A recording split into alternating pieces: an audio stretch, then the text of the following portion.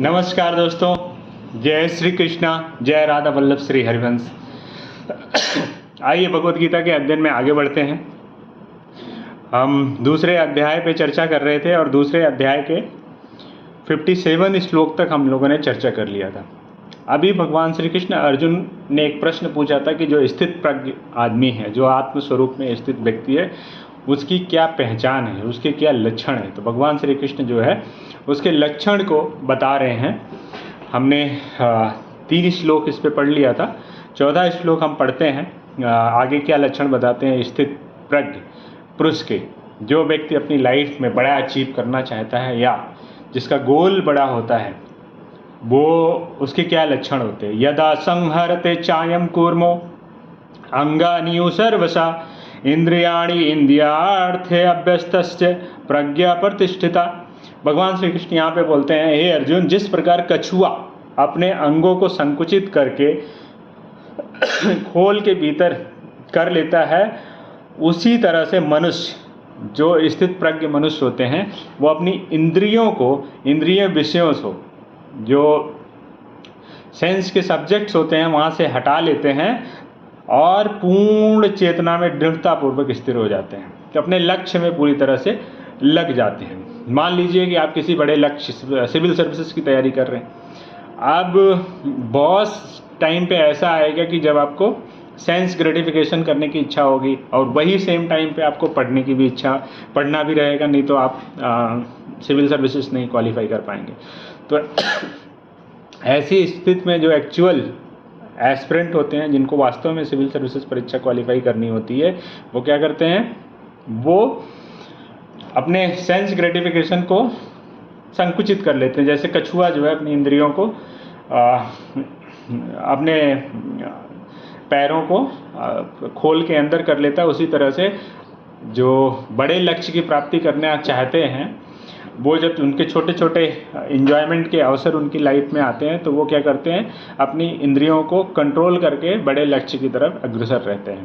तो कहने का आशय ये है कि जो फेवरेबल है आपके लक्ष्य के लिए, उस पर वो काम करते हैं। जो फेवरेबल नहीं है, जो डिस्ट्रक्टिव है, उस पर वो नहीं जाते हैं। तो उसी तरह से जो स्थित प्रज्ञ मुनि होते हैं, जिनको मैटेरियलिस्टिक चीज़ों से कोई मतलब नहीं होता है, वो कछुए की तरह जिस तरह से कछुआ अपने अंगों को खोल के अंदर पैक कर लेता है जब उसको किसी तरह का खतरा दिखता है, उसी तरह से जो स्थित प्रज्ञ मनुष्य होता है, जो आत्मस्वरूप में स्थित होता है, अपने इंद्रियों को, इंद्रियों विषयों से हटा लेता है और आत्मस्वरूप में लगा देता है। आगे क्या बोल रहे हैं भगवान श्री कृष्ण, आइए देखते हैं। विषया विनिवर्तन्ते निराहारस्य देहिना रसवर्जम रसोपस्य परम दृष्ट्वा निवर्तते। भगवान श्री कृष्ण बोल रहे हैं कि देहधारी जीव इंद्रियों भोग से भले निवृत्त हो जाए, लेकिन उसकी इंद्रिय भोग करने की इच्छा बनी रहती है। लेकिन उत्तम रस का अनुभव होने से ऐसे कार्य बंद हो जाते हैं। अर्थात भक्ति में जो भक्ति का आनंद ले लिया, उसको मैटेरियलिस्टिक सुख में कोई विशेष मतलब नहीं रह जाता है, क्योंकि वो हायर लेवल पे पहुंच गया। तो कहने का आशय यहाँ पे भगवान श्री कृष्ण ये बोल रहे हैं कि if you want to discard the lower taste, you have to develop the higher taste. For example, अगर हम उदाहरण लेते हैं सुअर, पिग, उसके सामने बहुत फ्रेश गुलाब जामुन रख दो, वो नहीं खाएगा, लेकिन मल मूत्र रख दो तो खाएगा, क्योंकि सुअर जो है incapable to develop the higher taste. तो अगर आप हायर टेस्ट डेवलप करने में कैपेबल नहीं हैं, तो आपको छोटे छोटे जो सुख हैं उसमें आपको आनंद आएगा और वो आपको भटकाते रहेंगे और आप अपने जीवन में बड़े लक्ष्य की प्राप्ति नहीं कर पाएंगे।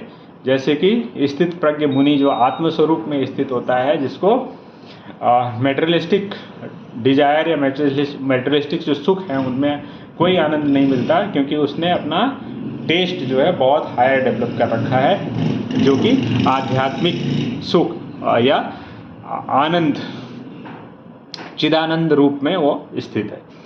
तो आगे बढ़ते हैं, क्या बोलते हैं। यततो ही अपि कौन्तेय पुरुषस्य विपश्चिता इंद्रियाणि परमार्थीनि हरन्ति परसम्मम मना। हे अर्जुन, इंद्रियां इतनी प्रबल तथा वेगवान हैं। अब जो हमारे सेंसेस, इंद्रियां और मन, के विशेषता बता रहे हैं भगवान श्री कृष्ण अर्जुन को कि ये इतना प्रबल, इतनी शक्तिशाली तथा वेगवान है कि वह उस विवेकी, जो बहुत बुद्धिमान लोग होते हैं, उनके मन को भी बलपूर्वक हर लेती हैं और उन्हें बस में करने का प्रयत्न उन्हें भी बस में कर लेती है। लेकिन जो उन्हें बस में करने का प्रयत्न करता है वो स्थित प्रज्ञ होता है। हम लोगों ने कहानी सुनी होगी विश्वामित्र और मेनका की। विश्वामित्र कितने बड़े तपस्वी, कितने बुद्धिमान ऋषि, लेकिन सेंस ग्रेटिफिकेशन की इच्छा से मेनका पे मोहित हो गए। तो आशय सिर्फ इतना है कि जो इंद्रियां हैं, जो सेंस ग्रेटिफिकेशन की डिजायर होती है, ये बहुत ही स्ट्रांग होती है और ये बड़े से बड़े बुद्धिमान आदमी को भटका देती है। लेकिन जो दृढ़ निश्चयी होता है वो अपने लक्ष्य की प्राप्ति के लिए कंटिन्यूअस मेहनत करता रहता है। अगर थोड़ी देर के लिए भटक भी गया तो वो फिर से अपनी गलती सुधार के अपने लक्ष्य की तरफ जो है निरंतर प्रयत्न करता रहता है। तो आइए आगे बढ़ते हैं, देखते हैं क्या बोलते हैं भगवान श्री कृष्ण। तानि सर्वाणि संयम युक्त आसीत मत्परा बसे ही यस्य इंद्रियाणि तस्य प्रज्ञा प्रतिष्ठिता। जो इंद्रियों को पूर्णतया बस में रखते हुए इंद्रिय संयमन करता है और अपनी चेतना को मुझ में स्थिर कर देता है, वह मनुष्य स्थिर बुद्धि कहलाता है। अब यहाँ पे भगवान श्री कृष्ण बोल रहे हैं कि जो सेंस ग्रेटिफिकेशन की जो डिजायर है इसको रेगुलेट करता है, जो उसको संयम में रखता है और अपना जो चित्त है, मन, बुद्धि और अहंकार, वो भगवान श्री कृष्ण में लगा देता है, ऐसा व्यक्ति जो है स्थिर बुद्धि कहलाता है, स्थित प्रज्ञ कहलाता है। तो आशय यही है कि अगर आपका लक्ष्य बड़ा है तो छोटे छोटे जो डिस्ट्रक्शंस या प्रलोभन आते हैं वहाँ पे आपका मन, बुद्धि, अहंकार नहीं लगना चाहिए। आपका मन, बुद्धि, अहंकार उस बड़े लक्ष्य की तरफ लगना चाहिए जो आपका वास्तव में लक्ष्य है। अगर आपको जीवन में बड़ा लक्ष्य हासिल करना है और उन्नति हासिल करनी है तो भगवद गीता से हमको एक तो आध्यात्मिक ज्ञान मिलता ही मिलता है और साथ में जो अगर भौतिक में भी आपको उन्नति चाहिए तो ये यहाँ से लर्निंग्स मिलती है कि अगर आपका लक्ष्य आपने बड़ा बनाया है तो आपको छोटे छोटे प्रलोभन्स को त्यागना पड़ेगा, छोटे छोटे प्रलोभन्स को त्यागना पड़ेगा। मान लीजिए कि आप यूपीएससी की तैयारी कर रहे हैं, आप आईएएस बनना चाहते हैं, एट द सेम टाइम आपके पास एसएससी का भी ऑप्शंस होता है। तो अगर आपको आईएएस बनना है तो एसएससी के बारे में ध्यान नहीं देना है। हालांकि एसएससी जैसे एग्ज़ाम को इतना हाइप क्रिएट कर दिया गया है इन कोचिंग सेंटर वालों ने, उतना हाइप क्रिएट करने का है नहीं। वो छोटा सा एग्ज़ाम है, कोई भी पढ़ेगा निकाल लेगा। उसके लिए हज़ारों करोड़ के कोचिंग सेंटर खुल गए हैं, जो कि बहुत ही मतलब हमको तो आश्चर्यचकित हो जाता हूँ मैं इस तरह की चीज़ों को देख के कि भाई 50-60 हज़ार 70 हज़ार की नौकरी मिलती है आपको एसएससी करके, और जो कोचिंग वाले हैं वो करोड़ों रुपए का, हज़ारों करोड़ का व्यापार करते हैं आपसे। तो अगर आप 90% बच्चे तो वैसे ही सेलेक्ट हो जाते हैं। कोचिंग वाले जो 90% बच्चे हैं वो बिना कोचिंग के भी सेलेक्ट हो जाएंगे। 10% बच्चों को थोड़ा बहुत कोचिंग से फ़ायदा होता है, नहीं तो बिना कोचिंग के ही सेलेक्ट हो जाते हैं जो लड़के मेहनत करते हैं। आगे बढ़ते हैं। तो ध्याये तो विषयान पुंसा संगस्ते पुरुष जायते, संगस्ते जायते काम क्रोधो अभिजायते। ये श्लोक थोड़ा सा अगले लेक्चर में लेंगे, अगले वीडियो में लेंगे, क्योंकि इससे लिंक 3-4 श्लोक और हैं।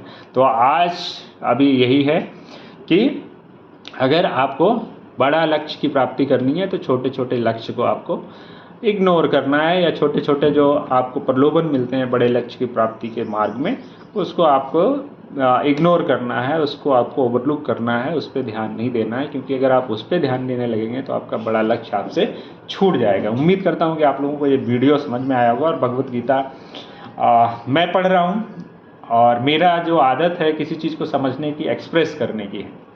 तो जब तक मैं एक्सप्रेस नहीं करता हूँ, मुझे समझ में नहीं आती है, तो इसलिए मैं सोचता हूँ कि एक्सप्रेस करके एक वीडियो बनाऊँ और आप लोगों से शेयर करूँ, और आप लोग अपना वैल्यूएबल फीडबैक भी दीजिए। और मैं सोचता हूँ कि भौतिक चीज़ों में कैसे इसको रिलेट कर पाऊँ ताकि आप लोग इसको सिंपल वे में इसको समझ पाएँ भगवद गीता को। और ये एक मोटिवेशनल बुक है और बहुत ही काम की किताब है जो कि भगवान श्री कृष्ण ने अर्जुन को सुनाई थी। धन्यवाद।